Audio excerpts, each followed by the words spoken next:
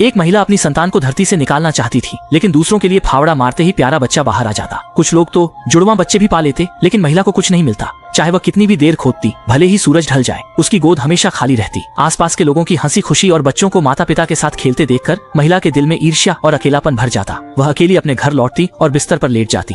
सपनों में वह सोचती थी कि उसका प्यारा बच्चा उसके पास है। हर सुबह सूरज की पहली किरण के साथ वह देश भर में अपने बच्चे को खोजने निकल पड़ती। चाहे दूर द्वीप हो, रहस्यमयी समुद्र हो या अछूता जंगल, वह बिना डर के खुदाई करती, बस अपने बच्चे के लिए। एक दिन उसने एक विशाल गुफा खोद निकाली जिसमें कुछ रोशनी दिखी, तो वह बिना हिचकिचाहट के गुफा में कूद पड़ी। शुरुआत में गुफा का प्रवेश संकरा था, उसे झुककर चलना पड़ा, लेकिन कुछ कदमों के बाद दृश्य खुला और उज्जवल हो गया और उसने अपने सपनों का प्यारा बच्चा देखा।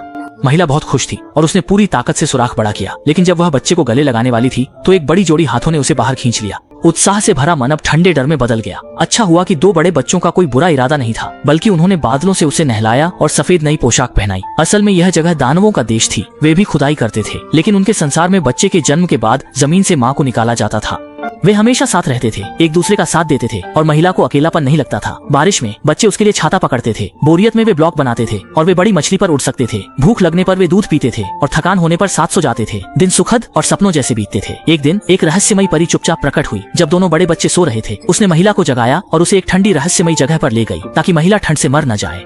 उसने ध्यान से अपनी स्कार्फ दे दी। फिर 2 घंटे और चली और परी ने दूर चमकते प्रवेश द्वार की ओर इशारा किया। महिला पास जाकर देखती है तो हैरान हो जाती है कि नीचे वही दुनिया है जहाँ वह पहले रहती थी। परी ने उसे कूदने का इशारा किया, लेकिन महिला हिचकिचा रही थी क्योंकि वह जानती थी कि कूदने का मतलब है छोड़ देना। ये दोनों बच्चे जो उसके साथ थे उस खाली घर में लौट जाएंगे। जब वह संकोच कर रही थी, परी ने धीरे से उसका हाथ थामा और एक गर्म याद उसके दिमाग में तैर गई। उसने अपने भविष्य को देखा जहाँ वह अपने बच्चे को गोद में लिए हुए थी। इस पल में महिला ने सब कुछ समझ लिया।